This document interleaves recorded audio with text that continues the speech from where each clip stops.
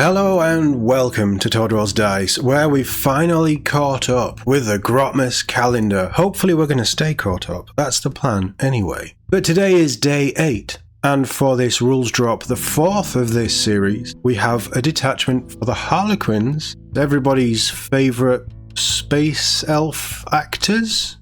Clown troupe. I don't really know what the Harlequins are, I just know that they like to put on a show and flip around a bit and they're really annoying. But I feel like the Harlequins is one of those factions, and sadly there's a few of these that have in 10th edition taken a real hit. But they've taken a hit to their unique and individual playstyles, kind of rolled into the Aeldari stuff. So hopefully this detachment lets you take Harlequins in big numbers and focus in on a Harlequins only army. I haven't looked at it, we haven't gone through it yet, so I don't know. Fingers crossed it does, because it would be great if some of these factions started to get a little bit more love. But how about we jump in and just see what's going on. Grotmas calendar, day 8, speed into action, with a Harlequins focused Aeldari detachment. So we have them fighting Space Wolves, and I think it's pretty clear to see that the Space Wolves are going to absolutely obliterate every single one of those Space Elves. Sorry Aeldari players, Space Wolves win. Every time. That's just my headcanon. But this detachment is called the Serpent's Brood, and it focuses on Harlequins specifically. Ideal for anyone who wants to run either a pure Harlequin army, good, fantastic, that's exactly what we should be seeing. Every faction, every sub-faction should have at least one detachment where you can solely focus in on them. So good. But you can also run them in a detachment that heavily focuses on Harlequins units and brings in other Aeldari stuff as well, which allows you to pick and choose. It gives you much more options. I think that's quite positive too. All of your Harlequin mounted and vehicle units gain sustained hits 1. Nice. Your Harlequin infantry units gain sustained hits 1 in the turn they disembark. Okay. On top of this, Harlequin troop go to OC2 and become battle line. If you're focusing in on them, that's probably needed. And the restriction for most Aeldari armies that limit Harlequin characters not to be duplicated is removed. Good, if you're going to have to run a lot of them. Sadly, the Harlequin range isn't huge, so there would be a lot of repetition of units and characters. But this is good. This is allowing Harlequin players to go back to a full-blooded Harlequin army. The enhancements are a good mix of utility. One is open to any of your characters, excluding the Solitaire, to let your unit scout 6 inches. There's a lot of that actually. Is this the 3rd detachment that have had something to do with Scout 6? The other 3 are each focused around a specific character, the Death Jester, Shadow Seer and Troop Master. The Troop Master gains strength and attack bonuses. The Death Jester can use 2 of its cruel amusement ability options rather than just 1, and the Shadow Seer will let you redeploy 3 units. Don't know what each of those units do, I haven't got access to the Harlequins datasheets, but off the back of what we get in this preview, they all sound like incredibly useful abilities. Redeploy 3 units is great. Strength and attack bonuses is always just a pretty nice extra, and then Death Jester's cruel amusement ability. Don't know what options you have with that, but you can now use 2. That's much better than 1. The stratagems highlight how hard it is to pin down Harlequins. You have a vehicle strat that lets you make a normal move after you've shot. Infantry units can make a normal move when enemies move within 9 inches. Mounted units can move after they've fought. Oh, lots of movement stuff. You can also place one of your mounted or vehicle units in reserve at the end of your opponent's fight phase. Uppy downy mounted or vehicles. Uppy downy vehicles sounds gross. There is an advance and charge strat, and finally your troop unit can select all 3 of its Dance of Death abilities. We still have 2 more detachments to go, so that'll be Tuesday, Wednesday. Who's the lucky faction tomorrow? I don't know, but honestly, the 3 that we've had so far have been really good. Let's hope that the Serpent's Brood lives up to those, but at least it does feel like we're continuing that trend of using elements of an army or a small faction of an army and branching it out into a bigger force if you want to, and that's a good thing in my book.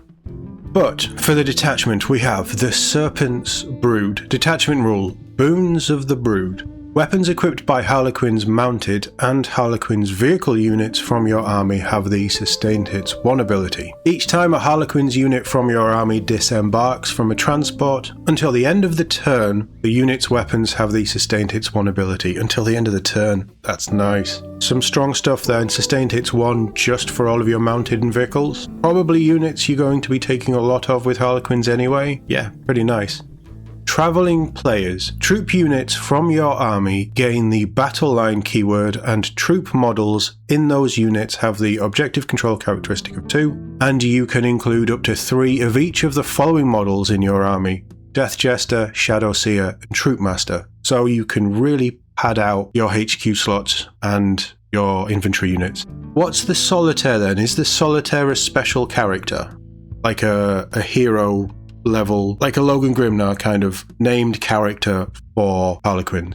Our enhancements: Key of Ghosts. Harlequins model only, excluding Solitaire models. Models in the Bearers unit have the Scout 6-inch ability. So Harlequins, I believe, will have a lot of movement. It sounds like this detachment gives them a lot of movement shenanigans. Scout 6 inches is good, it all depends on points, and we still don't have points for any of this stuff that I've seen. If I'm wrong, let me know and I'll pin them in the comments. Obviously Scout 6 inches is a useful ability. I don't know how useful that is when you have so much movement shenanigans. Do you need that extra movement turn 1? So while I love it, and for most armies it's probably a pretty good pick, is it a good pick for Harlequins? We'll have to see. Next one.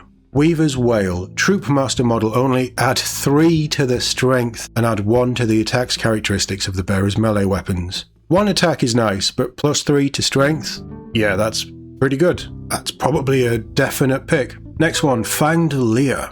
Death Jester model only. When using the bearer's Cruel Amusement ability, you can select 2 of the abilities for its Shrieker Cannon to gain instead of 1. So those abilities are on its cannon. I mean, that sounds like you're going to be taking Death Jesters. You're probably going to want to put that on one of them as well. Is that an auto pick? Depends how good the Cruel Amusement abilities are and what synergies you can get with them. And then our final one, Shedskin Rymant. Shadow Seer model only. After both players have deployed their armies, select up to 3 Harlequins units from your army and redeploy them. When doing so, you can set those units up in strategic reserves regardless of how many units are already in strategic reserves. Probably going to be the more expensive of these enhancements, but that sounds worth it. Just an extra 3 units either in strategic reserves or move them around the board. That kind of choice is always a nice ability to have. Pretty good detachment rule, fairly solid enhancements so far. Let's take a look at the stratagems. Oh wow, they are short stratagems. All of our stratagems are 1 CP, and again we still just have this stratagem wording where there's no actual subcategory of stratagem, they're just stratagems.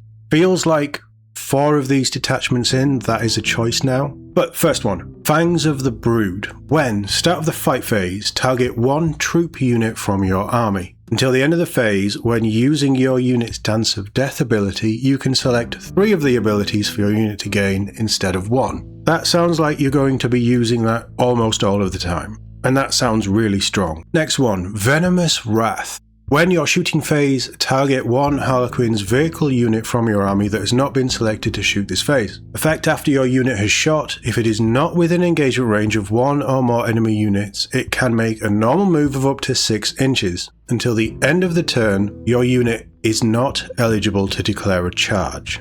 So you can shoot and move with a vehicle. You can only move 6 inches, but you could use it to pull it away from enemy units or reposition it for a shot next turn. But you can't charge. So that's probably going to be more of a situational thing. I mean, you could shoot and then move it onto an objective and stuff. It's a nice stratagem. I don't think it's quite as flashy as Fangs of the Brood, but it's definitely a stratagem that will do some work for you.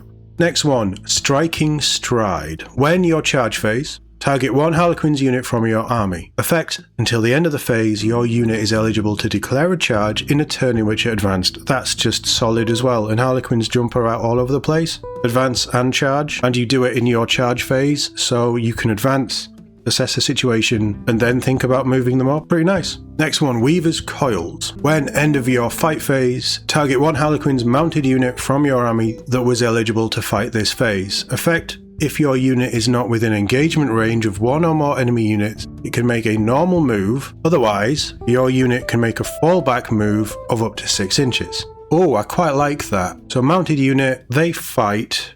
If they kill the unit, they can just make a normal move somewhere else. Really nice. If they don't kill the unit, you can make a fallback of up to 6 inches. Quite a lot of versatility in there. But for 1 CP, that sounds really good. Next one, Weaving Stride. When your opponent's movement phase, just after an enemy unit ends a normal, advance, or fallback move, target one Harlequin's infantry unit from your army that is within 9 inches of that enemy unit. Effect, your unit can make a normal move of up to 6 inches. Solid. Really nice bit of repositioning, pulling you out of a charge, pushing you forward to maybe get a charge off, bait an enemy in, move further back onto an objective, get into cover for a CP. Really, really nice, useful stratagem. And with this stuff, sometimes it's a D3 or a D6 movement. This is just being a fixed 6-inch movement at minimum for a lot of these stratagems. This is really nice. Our final stratagem, Skyward Lunge. When end of your opponent's fight phase, target one Harlequin's vehicle or Harlequin's mounted unit from your army. Effect, if your unit is not within engagement range of one or more enemy units, you can remove it from the battlefield and place it into strategic reserves. Just a solid uppy downy. For 1 CP, vehicle or mounted unit, really good reposition. There's so much good reposition and movement tricks in here.